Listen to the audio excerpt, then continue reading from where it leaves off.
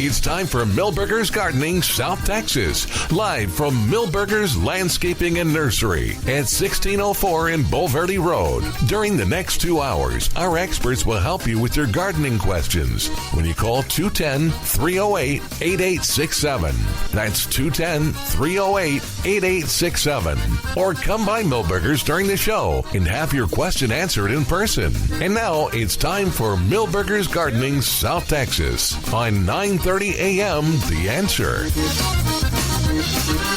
Good afternoon, everybody. Happy Saturday. Welcome to Milberger's Gardening South Texas on 9:30 a.m. The Answer. Alex Escobar here with Dr. Calvin Finch and Mark Peterson. It's a hot one out here, but we'll be out here to answer any questions you may have. So give us a call at 210-308-8867, 210-308-8867. I don't understand that, Alex. When Milton, every day the weather was perfect. That's what he said. And then, of course, we had to argue with him that, no, this was not perfect. and he would get impatient and say, well, that's how we start the radio show. Oh, no, I wonder how Milton's doing. We haven't heard from him in a while. Sure, it's been a while. Definitely been a while. But yes, it's a warm one out here, but a little breeze here and there, but should be a good show. Yeah, the breeze was pretty pleasant this morning. Yeah. And I went ahead and I don't know. went to buy my tomato plants, and all those that half of those varieties that I was planning on buying are already been sold out. But I don't know whether to laugh or cry because we told everybody, get over here and buy them now. And then when we go... Yeah, the selection last weekend was wonderful, including Tycoon and... what do we got left? We got Amelia, we got Amelia, Pull Big for the bigger ones. Ruby Crush, BHN 968. Yeah. And then a couple of your favorites. Yeah, Super Sweet 100. Large Red Cherry. And that's about it. Yeah, well, then there's a couple that I don't recognize that terms. Well, there's some tomatillos, for those who like tomatillos. Yeah. They're very nice. They're very large and ready to go. But anyway, but we're hopefully we'll have another order. Yeah, staff told me that they are expecting another order pretty quick. I bought a portion of what I wanted, and then when the new order comes in, and you could go ahead. This would be a good time too to take advantage of the phone practice that they have here at Milberger's, where you could call and say, "Hey, I'm looking for this particular plant," and you might say Tycoon tomatoes or Ruby Crush or whatever the tomatoes that you're interested in, and they'll call you.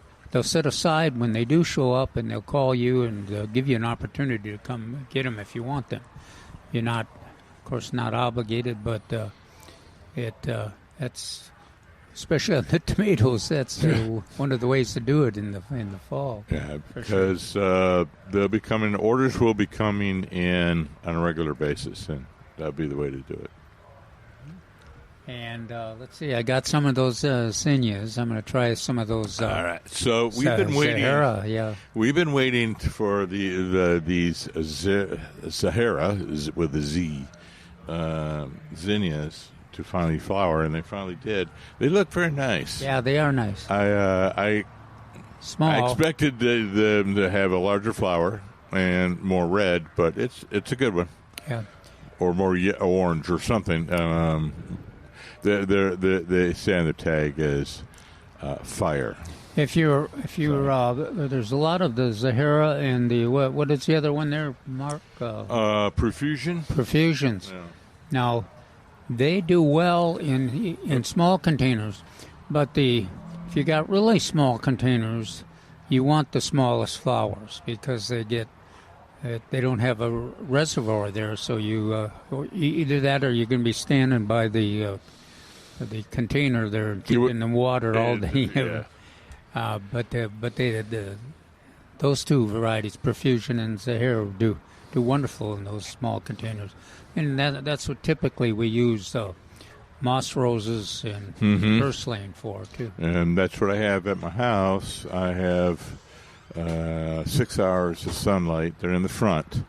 So I have moss rose and the zinnias. Now, they should have more sunlight, but they're in containers, so that helps out a little bit. This has not been the best, for at least in my landscape. This has not been the best year for moss roses. Yeah, I don't know why. Yeah, mine closed early, but I've seen some other places that are just beautiful, full and everything. But the zinnias are really—they've loved this heat and all. But they are not the most drought-tolerant plants, so you do have to keep them watered. If you got small containers, especially a couple times a week. But lots of choices here. The yellow and the fiery red that Mark was talking about is there. And then a real light yellow. But lots of choices on that. Oh no, we'll talk about that in a minute. Okay. I was looking there. The one of the best choices out there, and I think they're on sale too, are the Coravincas. Coravincas, yes, they are. Well, what a segue! Yes, what a segue! That's part of Calvin's article today. It's what's blooming when it's really hot, and after a good rain that we had. So. Yeah, and I think this past rain, from what I've noticed, I think that's the last rain predicted for a good while. So yeah, I was kind of hoping for this weekend with was it Bertha? Yeah, I got some rain yesterday morning. Yeah, I did too. Yeah, but it was pleasant. it was a nice morning's. I want to say spring shower. I think about 0.13 inches is all, but yes. It was enough to and then it was relatively cool for the most of the day, and so it did a good job of keeping everything in good shape. I didn't have to do any supplementary watering. But yes, speaking of the Cora series, they are on sale in a 4-inch pot, regularly $179, on sale 8 for $12. Again, these are boy, they look good. And they're very disease and resistant. Yeah. Now, I went out there, the roses are on sale too, aren't they? Are they on sale? Let's see. Are they? Well, they were last week. So I got the newspaper here. Yeah. Not that I see that for this week. Not online, that's what I'm seeing. Yeah. Well, if they're not online, it's not in our hard copies. For those of us who still use a newspaper, all you young folks, that's a newspaper. Information is put on pieces of shredded cellulose. Well, a lot of those flowers that we talked about that are blooming up a storm right now, they're on sale. Esperanzas, yes, and Pride of Barbados. Of course, the Cora, as Mark mentioned, the Coravinca. Then, the vines is the vine. My article on vines next week, I think. Oh, was it? Oh, yeah. Let's talk about that. Yeah. Yeah, that'll be kind of an interesting, because I talked about some of the savages, the vines. There's lots of good choices on the vines, and some of them are pretty aggressive, and others are less. And there's a few that the deer don't eat, and lots of them are blooming now.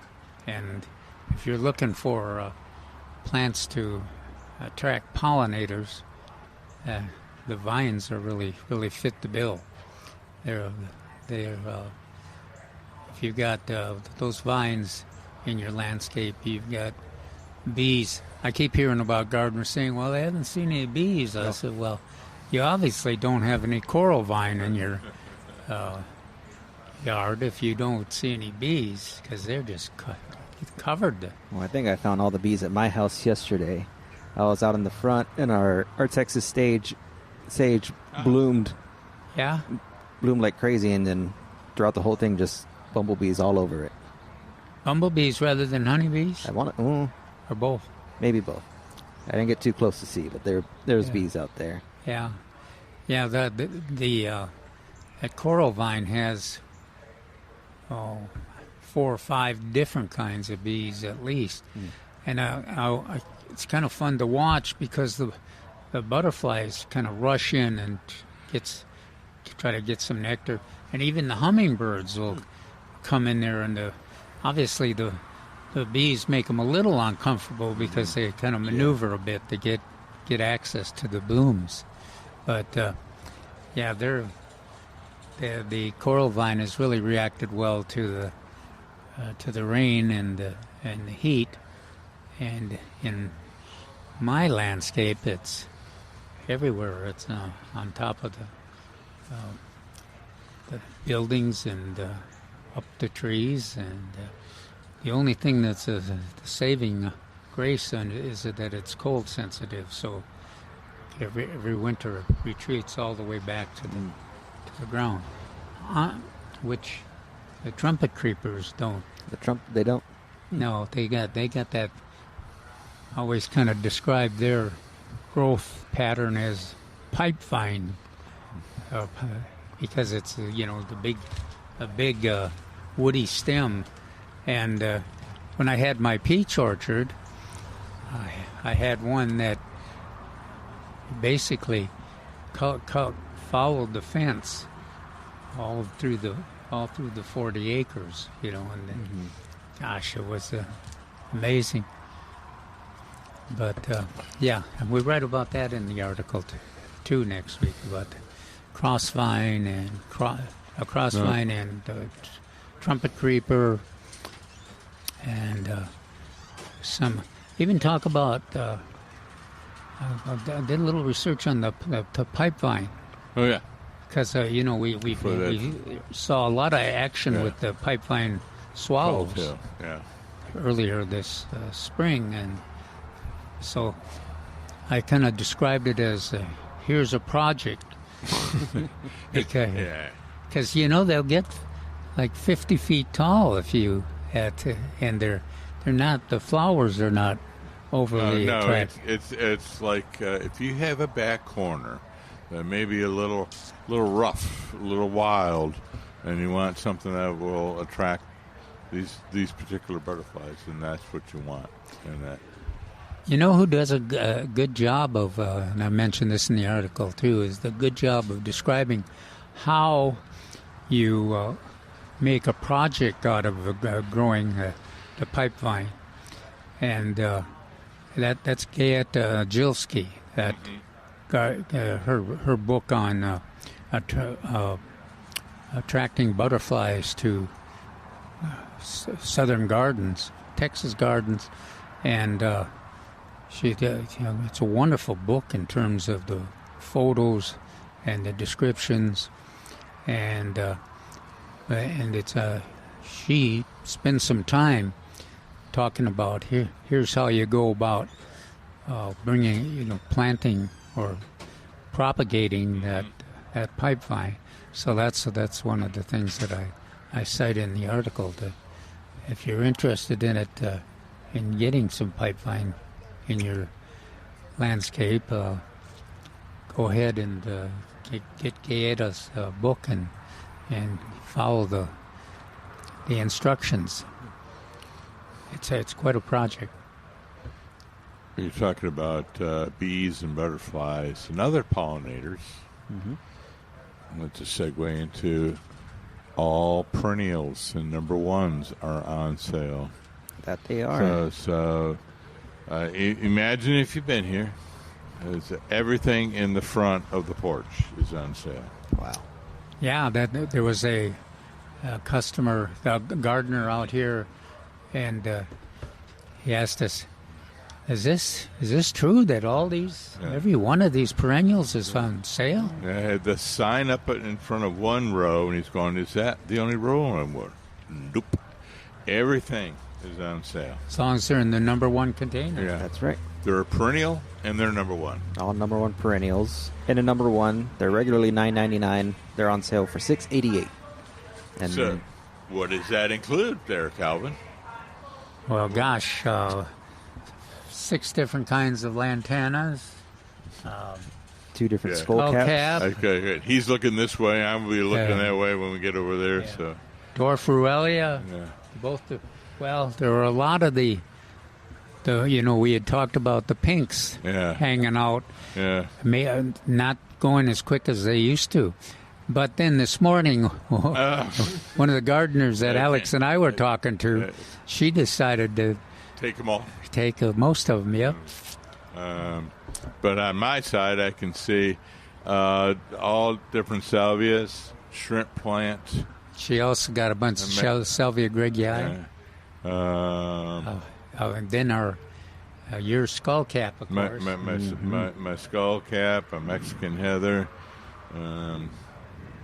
Yeah, there's some other ones that don't have the flowers on right yet, so I can't tell exactly what they are from this distance.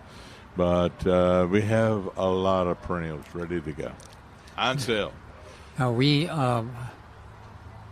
Mary told me that we had some blue porterweed.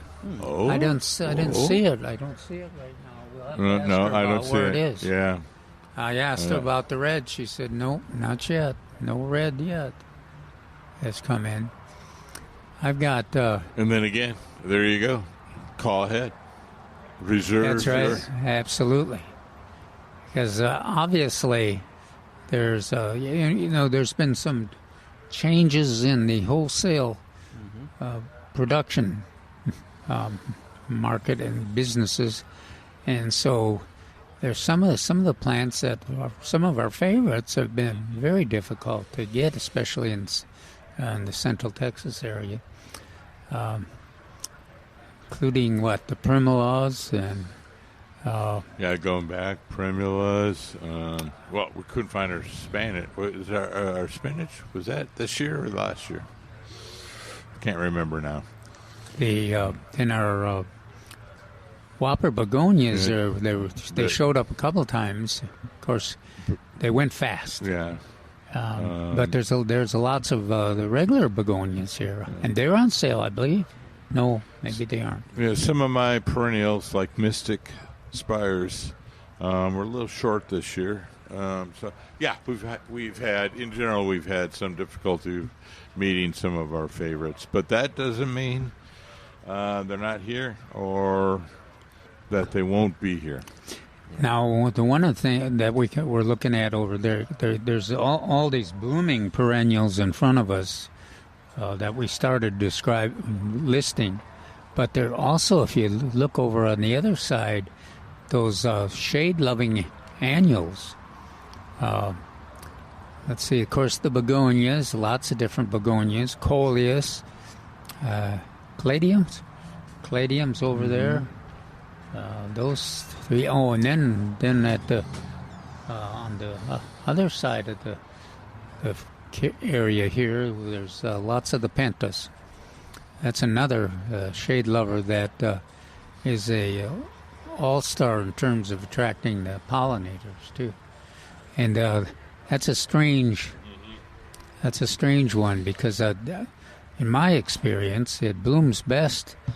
It is mostly shade hours, but it blooms best if you give it 1 to 2 hours of full sun, even afternoon sun. Right. Does either morning or afternoon, but a couple hours. Yeah, and that's what I like. Mm-hmm.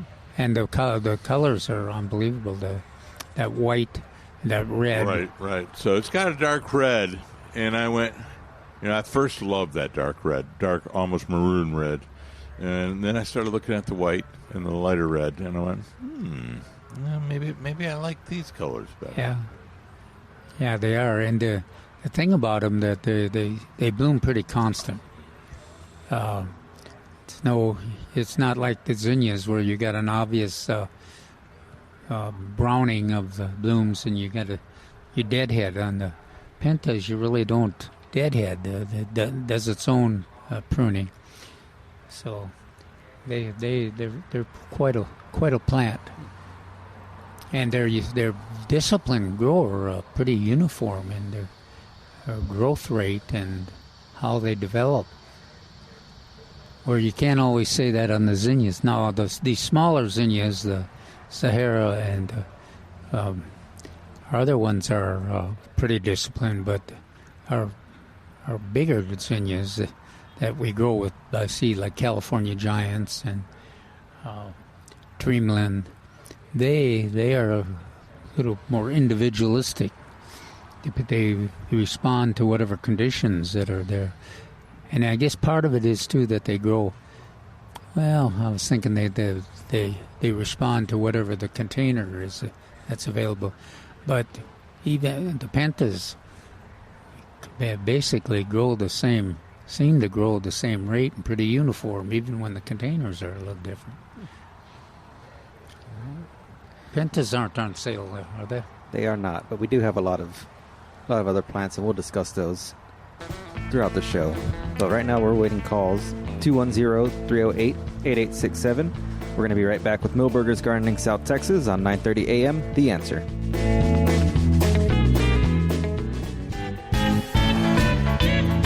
Welcome back to Milberger's Gardening South Texas on 9:30 a.m. The Answer. We wait your calls at 210-308-8867, 210-308-8867. We have a lot of sales going on, a lot of sales that are attractive to pollinators, like hummingbirds, butterflies, and I guess bumblebees or honeybees will be counted along with pollinators. Yes, remember the 5 Bs. The 5 Bs. What do we have? The butterflies. Birds. Bees. Beetles. And bats. Those are all different types of pollinators. Now, some of them, like bats, are limited to yuccas and agaves. And very specific like types. Yeah. But I guess for South Texas, it'd be pretty easy to plant for pollinators all year round. Mm-hmm. Absolutely. I have you're talking about hummingbirds. Mm-hmm. I usually have 3 or 4 sugar water feeders, but I have a renegade raccoon. I believe it's a raccoon because she attacks the feeders every single night and throws most of them on the ground, breaks some of the glasses, and then drags some on top of the roof. Okay. I guess she must be consuming some of the sugar water, but mostly she's just seems to be getting a delight in driving me crazy. A raccoon is relatively easy to catch in a live trap, but it's tough now to deal with them because some communities have ordinances that you're not supposed to move them from one neighborhood to another, and the neighbors do not like that. When you've got one that's especially aggressive or curious like this one, it's driving me crazy. If you take her to another neighborhood, she'll be doing the same thing. Yeah. But I guess there are some opportunities you can confer with your wildlife staff, Mm-hmm. or even some of the animal rescue staff, and kind of come up with a strategy to deal with them. It's hard. In the old days, or if you're in the rural area, I guess you would shoot them or something. But we don't do that. No. Yeah, it's kind of a tough. No, that's never been done. No. Yeah, not much. But I was just going through my head. Oh, what zip codes would not bring in them? Maybe 09, 231, maybe. Now, when I had Airedales, Oh, there was not that much of an issue because we call that sport. the Airedales made it clear that was their responsibility.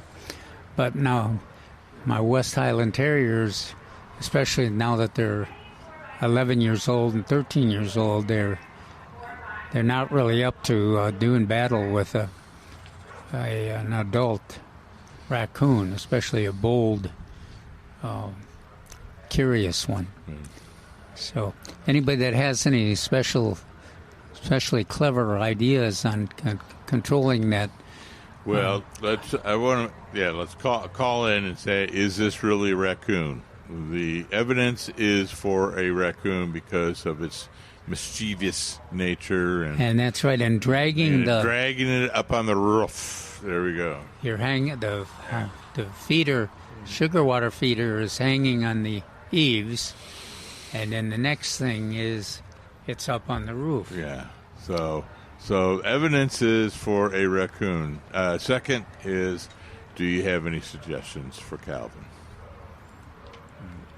And I guess I could. But what I suggested to another person that was pursuing the issue is that they do confer with the animal rescue, animal responsibility office in their community, and also or the wildlife, because the rabies situation. A lot of those government agencies are trying to make sure that we don't have any problems, any more problems with rabies than we've seen so far. And raccoons seem to be, I guess fox are. The foxes historically, I guess, have been the ones that the rabies has been found on most. But that doesn't preclude the raccoons getting it as well. And there was I just think statistically it had been found on the foxes more. Yeah, there was some.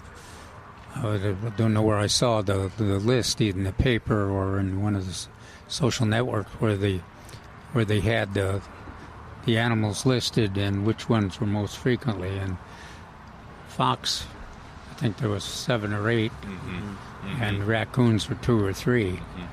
But they were the 2 species that had the most number of occurrences. So, anyhow, that's an interesting issue. And raccoons are notorious for having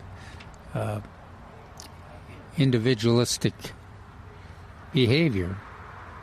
Well, I guess fox are sometimes too. They can get to be pretty bold and curious and clever.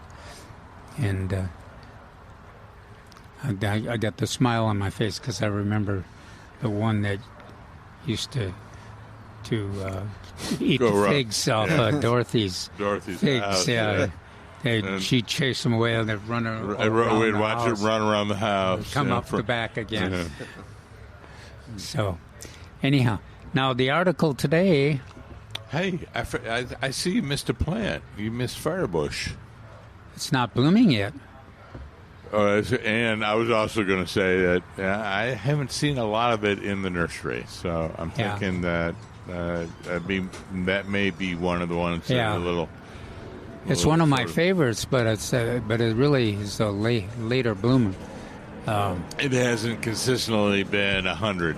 In other words, we need like a whole week worth of 100. Yeah, the foliage is coming up on mine. Yeah, I've got 2 big containers of firebush, and its foliage looks good and it's strong growth, but I haven't seen any blooms yet. Another one that is the Duranta. Some of those here at the nursery are blooming, but out there on the landscapes, they're not as blooming as aggressively as they will be later. I did not mention the tropical milkweed, they're blooming pretty strong out there. I think we sold all of them. Oh no, there's they moved them. Said, well, yeah, I'm looking the other way, so I Yeah. can't see them. yeah. There's some there, and then Yeah, there they are. I can see them. I think there's some groups out here too. But still no native milkweeds here that we've noticed. None yet that I've seen. That's another plant that in past years we've seen a number of well, at least butterfly weed. Yeah, tuberosa, and I don't know. Have we seen? We've seen some exotic. The big flowered white one. Oh yes, that one. That one's grown strong. I mean, that one returns makes it through every winter. Surprisingly, there you go. The experts thought it would freeze back. It does freeze back. Yeah, it freezes back, but it doesn't comes die. back. Yeah, it doesn't die completely. Yeah. So that's going strong. Then the article we talked about. What else? Let's see. Core. Did we talk about the Pride of Barbados or Esperanza? Yeah, we should. Yeah, we should, because that is unbelievable out there in the landscapes. And they're both on sale. The Esperanzas in a number 2 and 3, they're both on sale for $16.88. And then the Pride of Barbados in a number 2 on sale for $14.88. And you in your article you made a well-described description. I'm having a little trouble. Maybe more coffee. Maybe that's it. No, you described the situation. I was thinking maybe a little less age, and he would be. Except I don't dare say that because of how old I am. So. Described well the difference of the Esperanzas and the one you want to get. And you want to get Gold Star. Yeah, and of course, it's pretty obvious here at the nursery which ones are. The one that is most of they're about less than 3 feet tall, blooming just thick with blooms. And those are the ones you'll see out in the landscape, too, that are blooming. Some of the old selections they won't be blooming until this fall. They'll get to be 8 feet tall, and there'll be a short bloom period. But Esperanza, of course, is a favorite of the pollinators, too. And at least one of the butterflies lays its eggs on there exclusively. So it's going strong. So what else did you see, Mark, out there in your little survey? In my brief. Oh, another thing that we haven't talked about, your Angelonia. Yeah. Look at that. Yeah. So you may have seen me stop right by the Angelonia. It's looking outstanding. Sometimes it's called summer snapdragon because it has a resemblance to snapdragon, but it's not a snapdragon. But it has some really good purple this year. I don't know if that was that particular selection or this year in particular, but it's a dark purple, and of course you have some white and lighter purple and pink. We describe it as not being as showy as snapdragons, even though we call them summer snapdragon. But the display here at Milberger shows you how if you plant like 4 rows of them close together, they really make it show. There'll be they're a kind of a narrow spike, a flower spike. And so, that's what Calvin's saying. If you can plant them a little closer, and then that floral display is outstanding. It's one of my favorites. I like it in the heat of the summer. It does very nicely, and it is full sun. And the other thing that we don't emphasize, the deer don't seem to eat it. No. And so it's a kind of makes a good when you plant it like we've got it here at the nursery. It would really make a showy display. But it's also very disciplined grower, so it does very well in kind of rows, like along sidewalks, kind of. Right, or along an entryway sidewalk, sidewalks, yeah. Or if you have a style of architecture for your home that benefits from vertical flowers, vertical height flowers. Yeah, it is the flower for you. Now, these are in full sun, but if I remember right, it's have some shade tolerance. Yeah, so that's what I was looking at. So I was looking at a lot of the labels because I was always taught they have some shade tolerance, but the label said, "Oh, full sun." Really? And I was like, "Okay," but I'm still going to go with that. Well, that experience way back when, and where I was taught that they have a little shade tolerance. Well, that's what I was thinking about that when the gardener was here this morning, and she was looking for plants, and she had a kind of a low sun area, and we talked about the Dorfruelia, and we talked about the Salvia Greggii and plumbago. I did not mention that particular plant over there. What? Remind me what we're talking about. The Angelonia we're talking about, yeah. So, but yeah, so it slips my mind a lot of times. That's Angelonia. why that I have to go over there, and I'm walking by and looking at the vegetables and the herbs, and all of a sudden, oh, what's that again over there? Oh, it's Angelonia, because I'm looking at it again, and it's some really nice colors. And so we have a dark purple, a pink, a white. That's the major colors. All right, 210-308-8867. We're going to take a quick break. We'll be right back with Milberger's Gardening South Texas on 9:30 a.m. The Answer.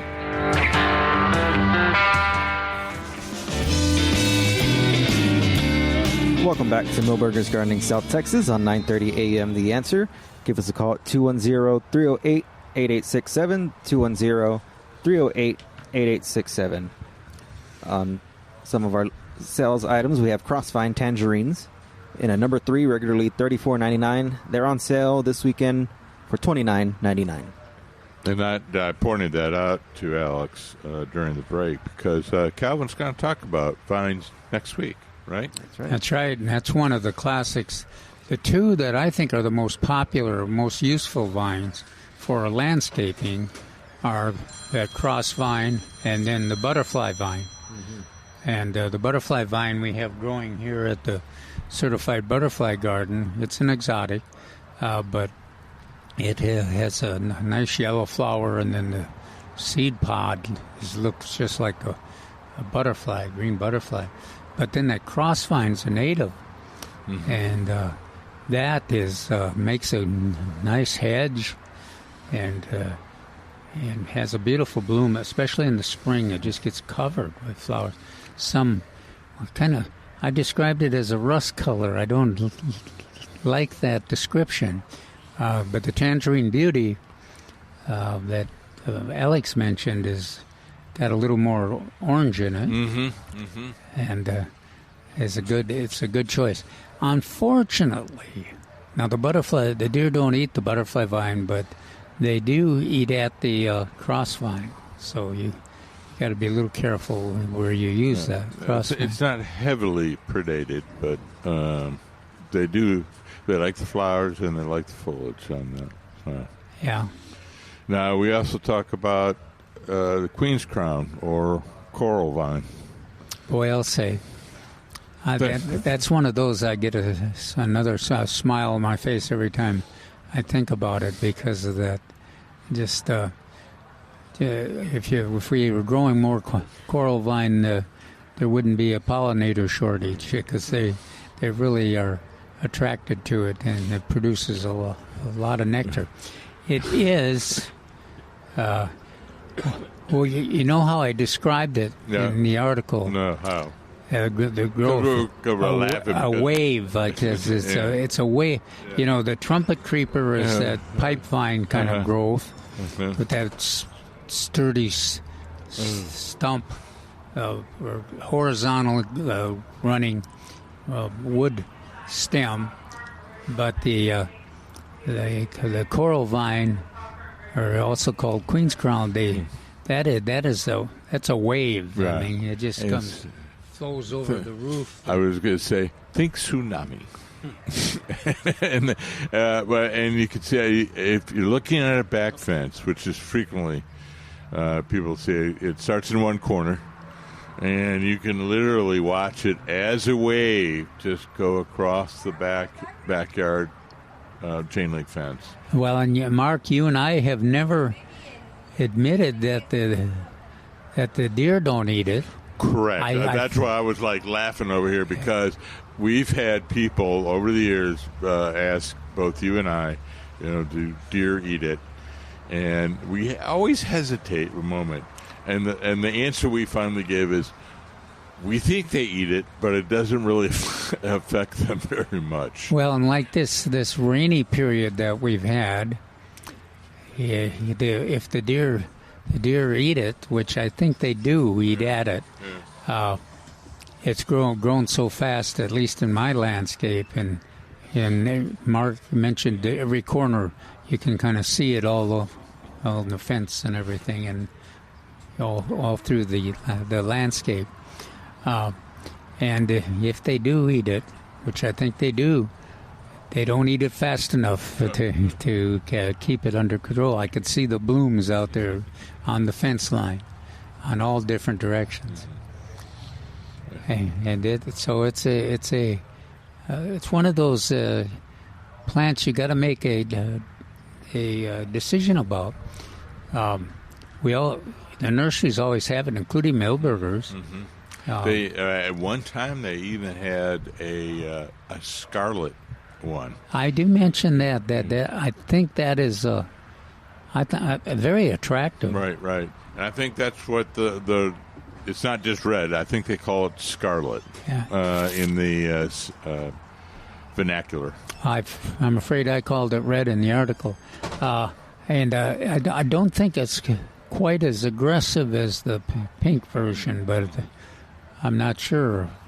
I just don't see the red one out there in the landscapes like you do the pink coral vine.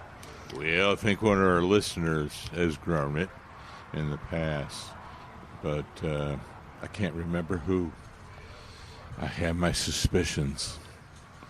But anyway, where I saw, I think a couple of years ago I talked about this when I saw it in the back. Yeah, well, I saw but one of my favorite bird watching areas is Trinidad, and I went there to my one of the resorts that the bird watching areas, and they were working on repairing the road, and there was upland, hills, and everything, and it looked to me like they had a lot of workers there, but it looked to me like they were spending more time fighting the coral vine, and that was in waves in a tropical situation like that. Then they were actually having to repair the road. You had to get the coral vine under control, then you could repair part of the road, and then you had to work on the coral vine some more. But it was it was quite an issue and quite a project. It seemed to me it looked like, based on that project, that it could have taken over the whole island. Yeah, but it is an aggressive vine.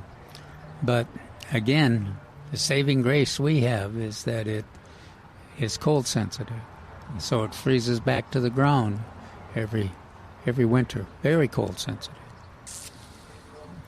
And if we got, what was the other? I was going to bring up another issue on. Mark, what's the tree situation now? You know, that rain the big rains we had. We had a lot of. I belong to a breakfast group, and I was, on a couple of weeks ago on Thursday morning, I was going out to my driveway and looked, and there was a big branch? pile of branches that had broken off of the pecan trees there. And not only in my area, but there were 3 or 4 places in the neighborhood where a lot of them are broken off. How are the trees faring with the rains? Have they been able to take advantage of that? Yeah, well, I think that is part of the problem. They took advantage too well. So I think we had some really good early spring rains. Yes. And then with these rains just recently, I think they put on a lot of foliage. And they may have put on a good nut season. I've kind of lost track on good season, like pecans. They have good nut seasons and poor nut seasons, and they alternate. But I think what I've seen is a lot of these branches, they had a lot of foliage on them, and that increases the weight significantly. And then the foliage with the branch architecture increases the likelihood to break. We have arguments all the time whether dense branches increases breakage or not. But it's probably the weight. Yeah, it's in our soils especially. Quite often they're so thin, and it's a complex situation. You always think in terms of heavy rains will contribute to healthy tree growth. The next thing you know, trees are falling over. It was dry, and then suddenly it was wet, and there's limited root growth because of the previous drought, and so it's not a simple issue out there. You probably want to be kind of careful.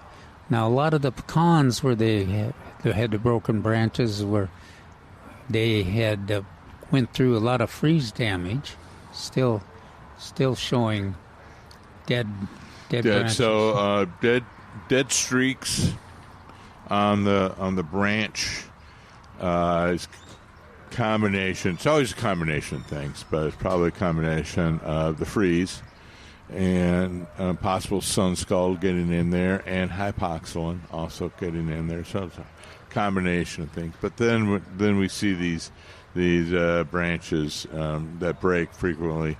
They'll have these streaks of mortality along the branch, and sometimes the tree is trying to grow over and produce the callus tissue. And think of callus tissue when it rolls over a wound as rebar. That's essentially what the tree is doing, is putting rebar into that branch. And sometimes it works, sometimes it doesn't. And what about the bucks? The deer are all getting their antlers in place. When is the main threat with them rubbing their thorns? That would be the last antlers. week. Last couple of weeks in October, first couple of weeks in November. So buck rutting season is in November generally, and they want to rub a couple of weeks before. So get that velvet up. So make sure you protect any new planting you're putting in. That goes without saying. Yes. Well, we got another hour for our show for today. We'd love to hear from you at 210-308-8867. We're going to be right back with Milberger's Gardening South Texas on 9:30 a.m. The Answer. We're back with Milberger's Gardening South Texas, live from Milberger's Landscaping and Nursery at 1604 in Bulverde Road. Come out to visit or call us at 210-308-8867. That's 210-308-8867. And now back to Milberger's Gardening South Texas on 930 AM The Answer. Welcome back to Milberger's Gardening South Texas on 930 AM The Answer. Alex Escobar with Dr. Calvin Finch and Mark Peterson. We'd love to hear from you. Got another hour on our show. 210-308-8867. 210-308-8867. Let's see. Do we have any other items that we need to... Well, we have plenty of items. We have the butterfly and African iris. It's in a number 3, regularly $24.99, on sale for $16.88. That's the first time I've ever seen those on sale. Oh, yeah? Yep. Yeah, I was going to mention that. Very excellent foundation plants or around the pool. So we used to try to help people when I was at SAWS with landscaping that was what we call tropical drought or drought tropical looking plants. And that was one of them. Sago palms, another. Certain palms like Chinese windmill palms. Bananas sometimes. But in other words, you can use plants that make your pool area look tropical and yet, unlike a crepe myrtle or a live oak, not make the pool dirty almost year-round. How about Pride of Barbados? I mean, it's got that look, but is it drop those bloom? Well, yeah, I think it's great because it's a drought-tolerant tropical. And, it's going to have the bloom problems, but maybe if you situate it in such a way that it's not going to impact the cleaner or the pool as much. So that's what it is. We're just trying to look for some plants that would give a tropical feel for that area around the pool, but not pose a problem. I just see so many times live oaks and crepe myrtles planted next to pools, and I just want to put the hand to the forehead and go, why? Stop it. You're just thinking about all the mess that's going to be there. All the mess. And it's and like in the regards to oaks, that's almost 10 months of the year. Either leaves or pollen or nuts, acorns, different types of things. Yes. The butterfly and African iris, again, on sale for $16.88 for the number 3 pots. We also have Vitex. It's not giving a size, but Vitex is going 30% off. I guess this is number 3. Oh, it does? Yeah, that's a relatively large plant. Yeah. We also mentioned the crossvine tangerines earlier in a number 3 on sale for $29.99. All the perennials in a number 1, which are right here in front of us, they're on sale for $6.88. Yes, that's all the perennials. Lots of them. As far as we can tell, that's what it says, and that's what we're going with. Yes. Now, how about were you able to make a little inventory on the citrus, Mark? Not today, but so last week, starting from one end to the other, we had grapefruit, satsuma, navel oranges, and because we had 4 or 5 different kinds of sets. The lemon. We did have the lemon. Lemons and limes? Yeah. We had both. Both the Myers Improved and the Ponderosa. Is that the lemon? Yeah. Or is that the lime? I always forget. Yeah. Ponderosa is the lemon. It's the big lemon. Because we also had Persian lime. And Alex, yes. Difference between key lime, a.k.a. Mexican, and Persian? What's the difference? One's for... Ooh. Oh, you're good. You got it. One's for margaritas and one's for gin and tonics. Gotcha. Yeah, and I've got a couple of limes, and it kind of surprised me a little bit there because about a month and a half ago I noticed that they were loaded with fruit, and they're doing great, even though they had a tough winter, but they did it. My lemons didn't make it, but the limes did. I have a Satsuma. It is in a large container. Beautiful, beautiful container. And it is reflowering. Now, have I ever gotten fruit on it? No, because it's in a large container, but not large enough. So, yeah, it really should be in a half whiskey barrel or larger, but it's not. Yeah. Yeah, they do do well really in a half whiskey barrel. It's very artistic. Just doesn't produce any fruit. No. Yeah. I make it. It's shapely. It's very shapely. I prune it, and it looks very pretty, and it's very pretty container. Yeah, but they're on. Yeah, the citrus are on. They are. Sale 25% off. Huh? Yes, they are. Yes, citrus trees, 25% off. They're starting at $59.99. And when it comes to citrus trees that people are trying to grow, what's some of the common mistakes? Well, the main take? issue is freeze protection. Mm-hmm. But yeah, you gotta if you want to successfully raise citrus, you gotta be ready to deal with that for those kind of the cold weather. If you have them in containers, it's better. Like the lemons and the limes, it's better if you can transport them to the greenhouse. You know, now there's those containers with wheels on them. Yes. Or you can get one of those racks with the wheels and cart them in there. Now, if you're growing the citrus, most of the other citrus, the satsumas and the oranges and the grapefruits, they do better in when they're planted into the garden and raised bed with irrigation.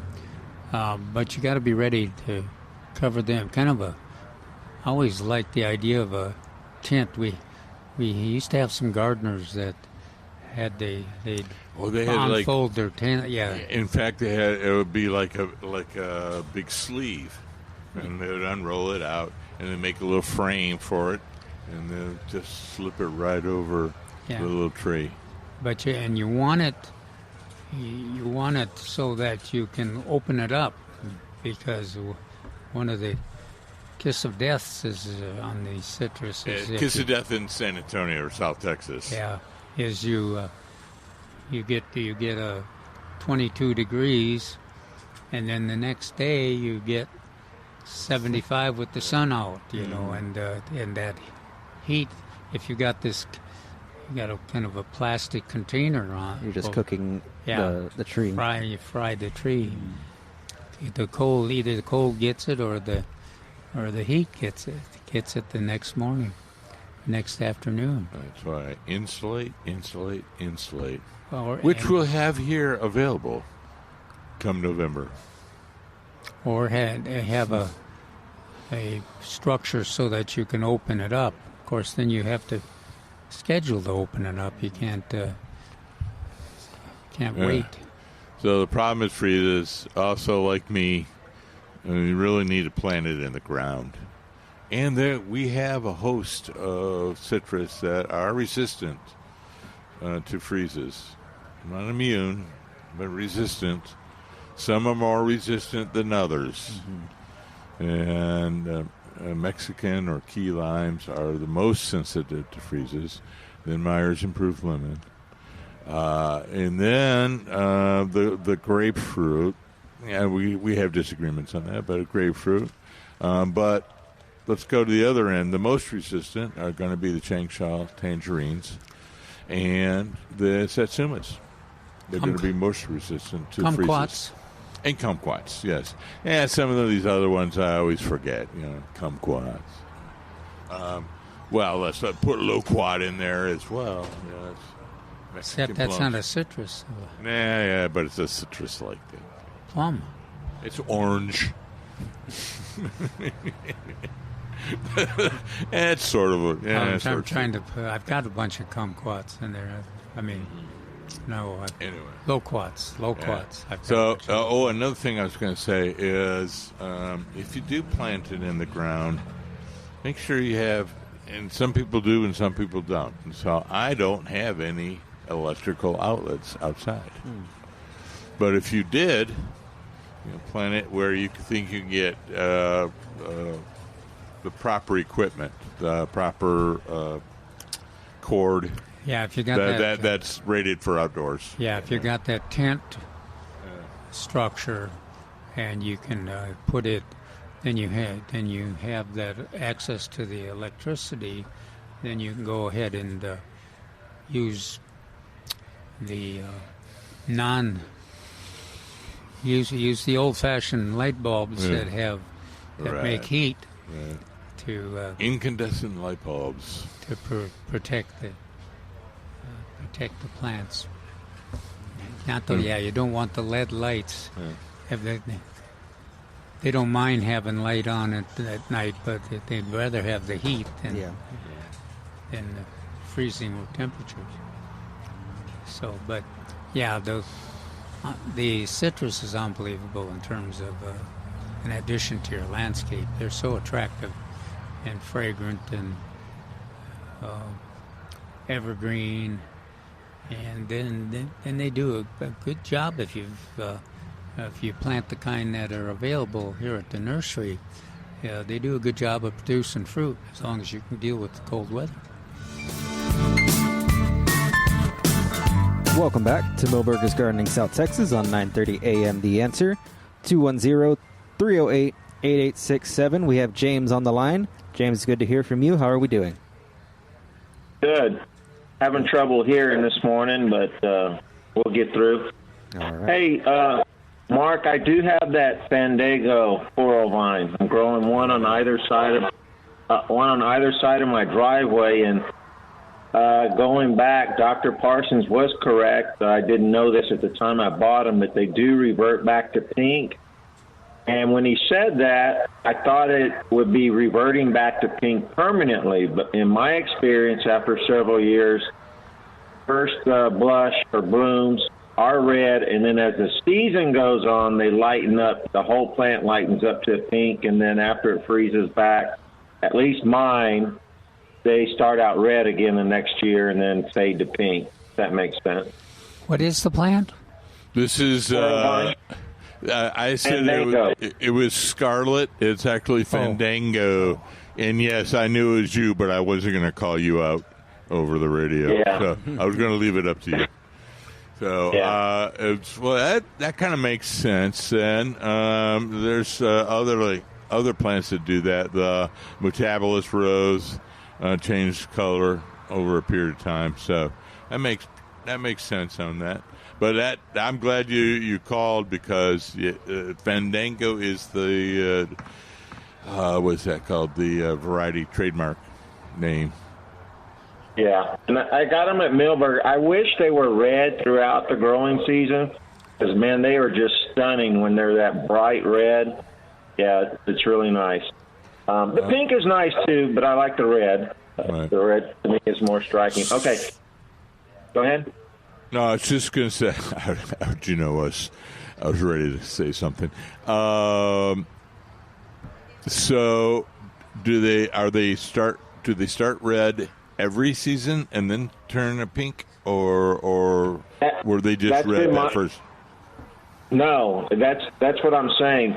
In my experience, they start out red when they first bloom, and as time goes by, they kind of lighten to a pink just throughout the season, lighter and lighter, the new blooms. It's weird. And then they freeze to the ground, and when they first bloom the following season, they're red again. Okay. And then they go to pink. Yeah. So thank you. Okay. I wasn't sure. Now I have two. I have two, and they both are doing the same thing each year. Yes. Now the second question that we have is, do deer eat them? Mark, I don't have deer, very many. I do have one living across the road on my neighbor's place because I saw her the other day because it's kind of overgrown. And I haven't seen her. I've seen her cross the road into my yard, but I've not seen her on the coral vine, not to say she's not browsing on it. But I have those, I think they're called saffron plums, and when they have the fruit on them, that's what she's coming for. Yeah. It's You just love it. about this time of year. Yeah. So. Yes. Okay. My second thing and my concern is my chili Peking with a Q. Growing in the ground, it was doing wonderful, loaded with red berries. I mean, just loaded, hundreds probably. And I noticed just this morning when I looked at it, it's turning brown. And I know it's not from a lack of water. With this remnants of Bertha yesterday morning, I got, over another half inch. Do you think it's getting too much water? Possibly. What do you think, Calvin? I don't. Mine are doing wonderfully. I've got a bunch of them. I mean, they're taken over next to the coral vine. They're the most aggressive in the landscape, and I haven't seen any reaction like that. The only reaction I've seen is that with all the weed growth and tree growth, they are getting kind of shaded, but they've kind of moved out into the sun to take advantage of the sun and surrender that shade to. So I haven't seen any of that kind of reaction at all.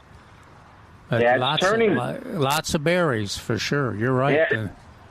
It's turning brown from like the center of the plant, from the bottom up, and that's what has me really worried. That sounds like a water problem. I mean, like a soggy root area.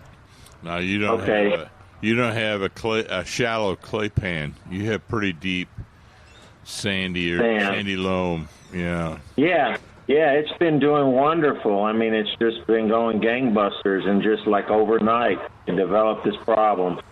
Okay, anything y'all recommend? Just let it go and see what happens, I guess. I'd say go in and use your sharpshooter and dig around a little. See if you can see anything, See if you can see anything. If anything, opening it up to air might, if it is wet, then opening up the air will allow some of that soil moisture to evaporate. Okay, when you say a sharpshooter, so what? Dig like right in the middle or around the perimeter? Or? Nah, go about like 6 to 12 inches out and look around. Okay, but what am I looking for? I'm sure it's going to be moist because it just rained here again a few nights ago. Well, if it's sopping, actually yesterday morning. If it's sopping wet, and if you can actually hit water, then you know there's a problem. If if it's just damp. So do you only have one big plant there? Yeah, just one plant. Oh, okay. Yes. Yeah, because that'll be. And you'll probably see some kind of a reaction under there with that probing that Marcus described. Okay, well, let me ask you, Calvin, because this is the first. I've been growing them in containers for the past several years. This is one I'm put in the ground, hoping I could get it to go. Actually, this is its second year in the ground. How long have yours been in the ground? For how many years, roughly? Long term, or just a few years? Because mine in the containers would, after 2, maybe 3 seasons, then they would croak on me. Die. Well, I had a bunch by my porch for 4 or 5 years, and they're kind of in the shade now. But I noticed that now I've got them.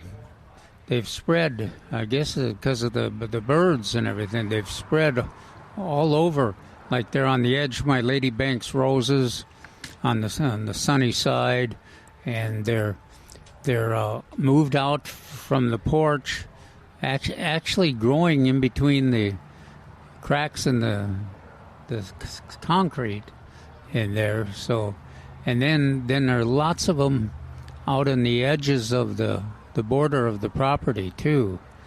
So that So those are it's kind of taken over. I mean, it's a lot of spread these last 2 years. So, but that's reseeding new plants via the birds, probably, or the original plant is spread out. I think the birds spread it, but it just Okay. kind of amazes me that it's been as quick.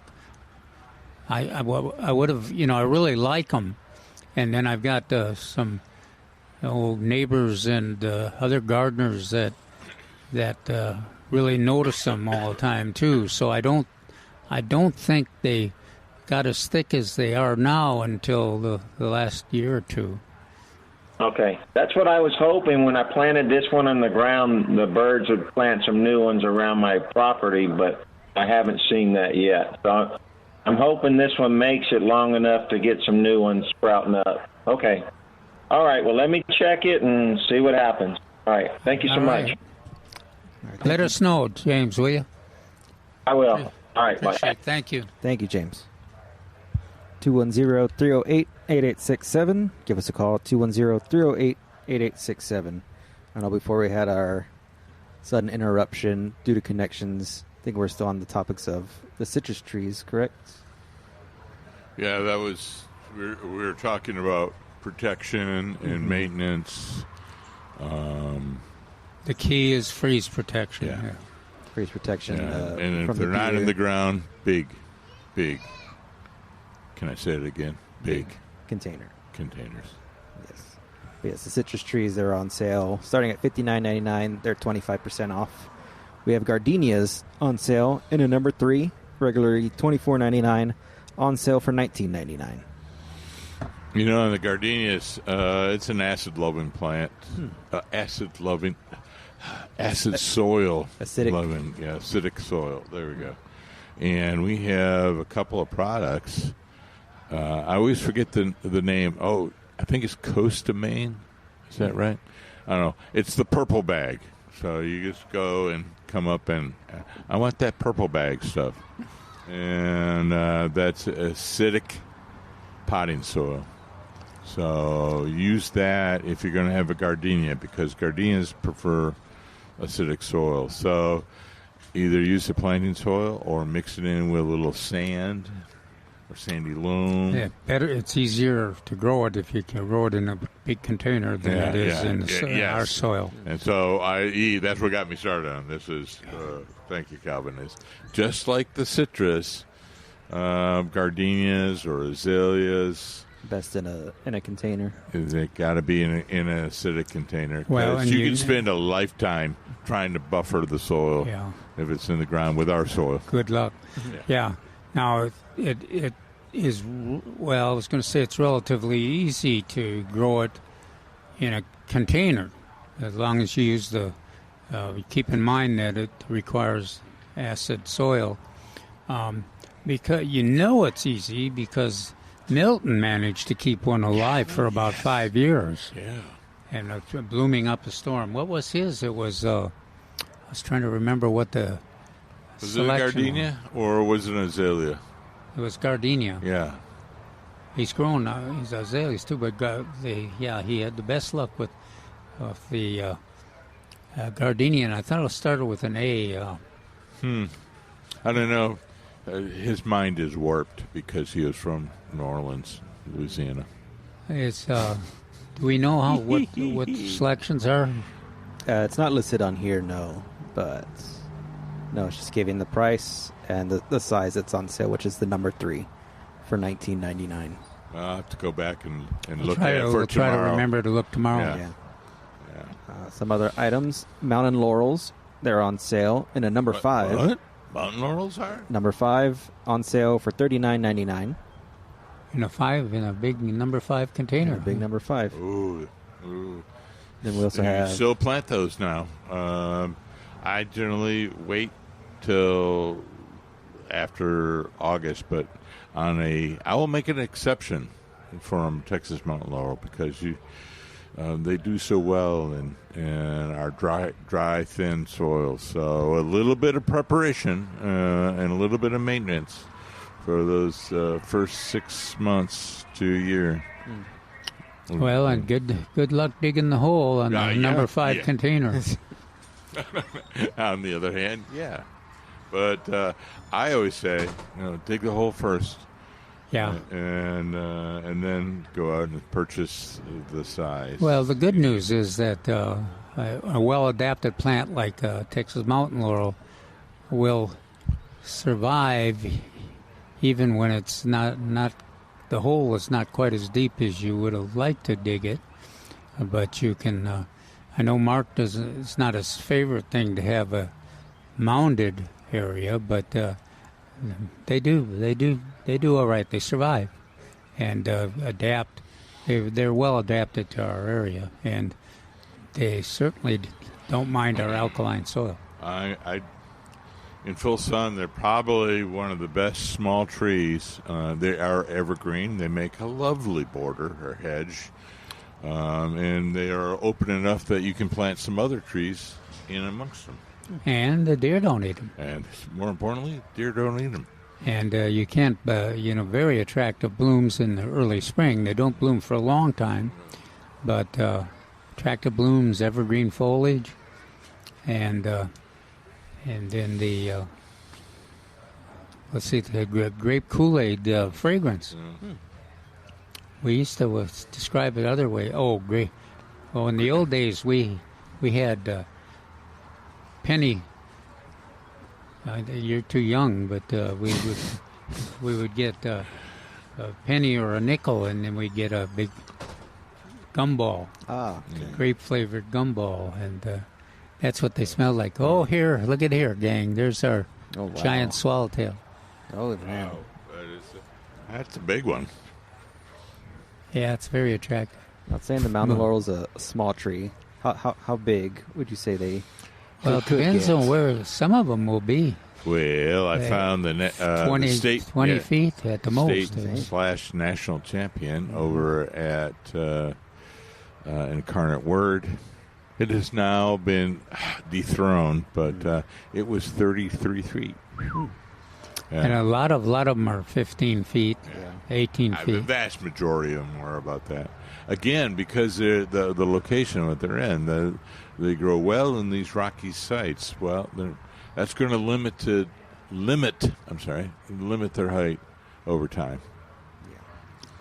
I bring that up because we've talked about the Vitex, and they're saying it's a small tree, but we have one over here that's well over. It's getting 25. 25 feet. Yeah. So, yeah, it's got a nice You nice look at the power too. lines. Power lines usually 25, so it's a little bit over that. All right. We're going to take one last break for today. No! Yes. But give us a call, 210-308-8867. We'll be right back with Milberger's Gardening South Texas on 9:30 a.m. The Answer.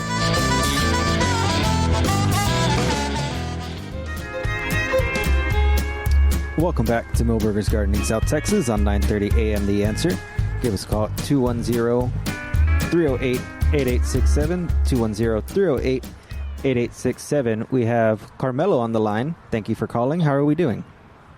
Hey, guys. We're doing great. Enjoying this little break in the hot weather. Typical summer here in San Antonio, right? But hope you guys are doing well as also. My comment a little while ago, y'all were getting ready to address the citrus lifespan. The different types of citrus and how long they usually live. We missed out on that answer. I guess I didn't catch it at all. And I did want to say that at the Jam and Jams that they had years ago, like I'd say about 20 years ago, I did pick up a Changsha tangerine one year and another year a calamondin, and they're still growing strong, especially the Changsha. Yeah, you're right. My Changsha is still going. It had got some damage from the freezes, but it's survived. Yeah. And still alive. So, but the calamondin is about 8 feet high, if not 10, and at least 6 feet wide. And it's got fruit this year again. It's just like the changsha. Yeah, sometimes it does, sometimes it doesn't. And the hail definitely damages the fruit, the production. But my Meyer lemon that I also picked up through the programs, that one's in a pot though, and that one I was able to put in the garage for the winter, and then bring it out as and if you forget, you'll start losing leaves and stuff. But that one's still in the pot, and hopefully I'll be able to cover it this year and put light bulbs like you guys recommend. But now it's loaded with that honeydew stuff, the aphids. And, loaded with what? So it's loaded with honeydew. Well, that's aphid poo. So you're gonna have to take care of that. Okay, my horticultural oil or no. So a lot of people use neem oil at this time of year. Nah, you don't want to use an oil at this time of year. Okay. I use the horticultural soap, and I like the one that has the spinosad in it. Hardy soap, spinosad. Got it. Yeah. And that's an organic, and both Mark and I have had good experience with that, and a lot of gardeners have. And it's kind of meets our goals for a pesticide. It's effective, but not long term, and it targets target the insect you want to control, and it does a good job at it. Okay, and I could use the same thing for the calamondins, right? I just noticed that their leaves are getting kind of loaded with the aphids, with the white little boogers there. Yeah. So that you can use it on that. Always make sure with these that you spray underneath the leaf and on the stem. That's the key. I used to put the hose to it, but that really wasn't getting anywhere. Yeah. You would be surprised. They did a test back in the 80s or 90s, and comparing the various chemicals, and just a nice hose spray on the hose did remarkably well. Almost meeting the chemicals. Now maybe I just have to do it a little more faithfully and a little stronger. Don't be afraid of that. A little stronger, and make sure it's always underneath the leaves. And you'll have to do it on a regular basis. But it was surprising. Regularity helps. Yes, for the plants and for us too. Yeah. Regularity helps. But anyway, thanks. Nice talking to you guys, and always listening. Sounds good. We'll talk to you again. All right. Thank you. 210-308-8867. We can now tomorrow we'll mention the plants that we described in the article that are blooming, but there's a bunch of other ones out there blooming too, and we'll probably want to bring those up so that everybody that is interested. We're always interested in encouraging folks to have 12 months of color, both for the for our pollinators, and also just for attractive landscapes throughout the area. So we'll try to bring that up. And if you have some favorite plants that are blooming, you guys mentioned Texas sage. Did you Alex, did you say yours just bloomed the other day? It just bloomed, and I think with all this rain that we've had this past season, it grew to maybe about... It was just blowing its wad. 6 or 7 feet all right. tall. Did it bloom yesterday or the day before? This past rain, yes, it bloomed the day before it rained. But the previous rain that we had, no blooms at all. No blooms over the heavy rains, huh? But over this light rain that we had. This one Saturday. Yeah, It's Saturday, all around, but it's yes. Friday morning. Friday Yes. morning is what it was. Okay. All right. Okay. All right. But I had to cut it back down because we could not see over our front window. Oh, shit. Yes. Oh, don't get me started. Yeah. All the time. People plant things in front of their windows. It was there. It's a window, folks. It was there it's before I supposed moved to in. be open. Yeah. Well, always throws me when folks plant crepe myrtles in the wrong place and then have to prune them every year. If there's a plant that doesn't take much pruning, if you pick the right spot for it, that's crepe myrtle. So. Yes. There we go. But if you're into exercise and pruning, I guess that's what you want to do. 210-308-8867. We have Matthew on the line. Matthew, thank you for calling. Yep, in the wrong place, like over a driveway, for example. Oh, yes. Yeah. Or the crepe myrtle over the pool. You know, I was going on and on and on about that. Yeah, that would be worse. Hey, on Prydororbatus, and I'm not sure that's what the term would be for the other varieties or the different colors. I've got the standard orange and red ones, and I've got one plant that is just the orange portion of it. It doesn't have any of the red on it. Now, I've tried seeds, and, it just keeps coming up orange and red. Is there a way to propagate Prydororbatus without seed by cuttings? Without seed or cutting this? Some gardeners do it with seed. No, with cuttings. With cuttings? I'm not sure. This is relatively easy with seed. Yeah, so that's why. So whatever is the easiest, the growers will do. But to answer your question, I'm sure that it's possible to do it. Now, what size of the wood? I'm not quite sure. I'm going to go with hardwood, which means the year before. Well, or the oldest section, because it's going to freeze back, right? So right when it's producing the seeds and getting those seeds are getting harder in the pods, that's actually the time to cut it and make your rooted cuttings. So sometimes this fall. Okay, I will give that a shot because I'd like to see if I could get some more of the just orange color, as a curiosity more than anything else. And then what about these? I think they've got like a white version, a pink one. Are any of those any good, or is the old standby the best? Well, the one that I'm most familiar with is a yellow version. Okay. In fact, it has more yellow than the orange or the yellow or the orange or the red. I've just seen one in a pot, but I'm not familiar if they're readily available. What was that?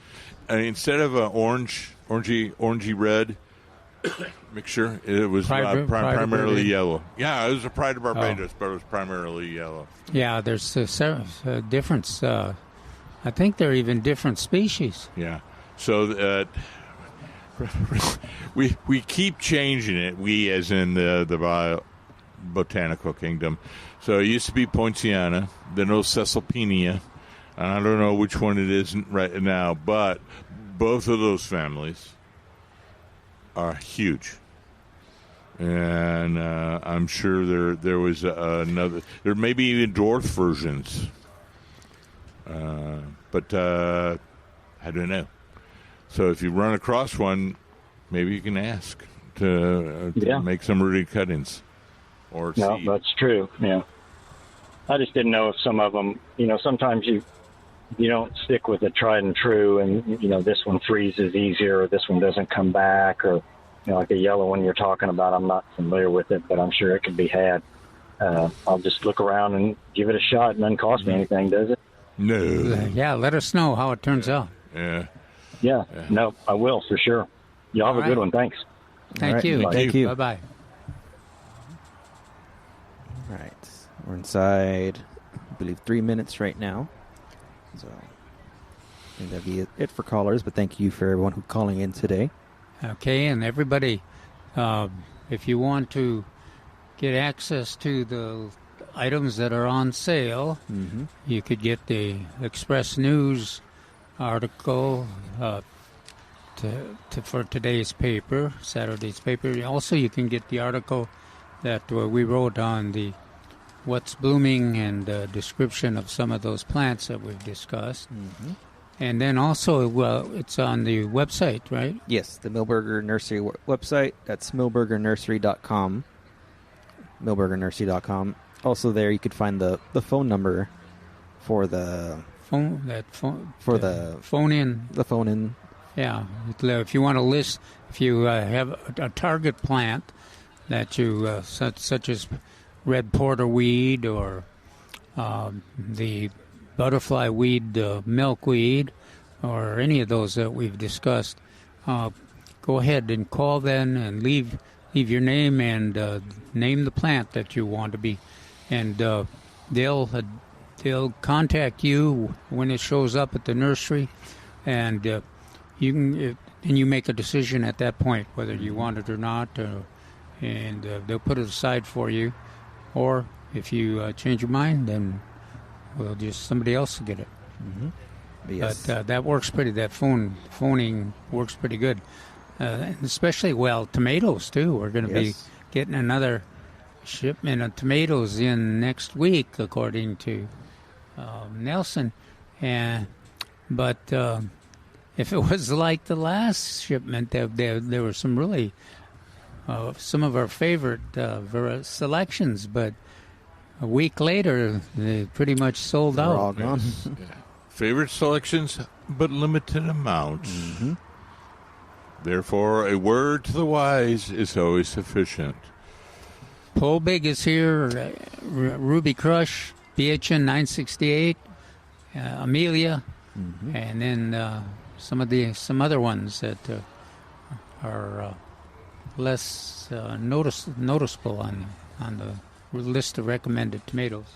Yes, that number to put your name on that list for the plant you're looking for, that's the Milberger's store number, 210-497-3760. And then, of course, our number for the show is 210-308-8867. We're out of time for today, but we thank you for listening. Thank you for calling. We have our show tomorrow. Call in tomorrow, noon to 2. Alex Escobar, Dr. Calvin Finch, and Mark Peterson. We thank you for listening to Milberger's Gardening South Texas on 9:30 a.m. The Answer. We will see you tomorrow.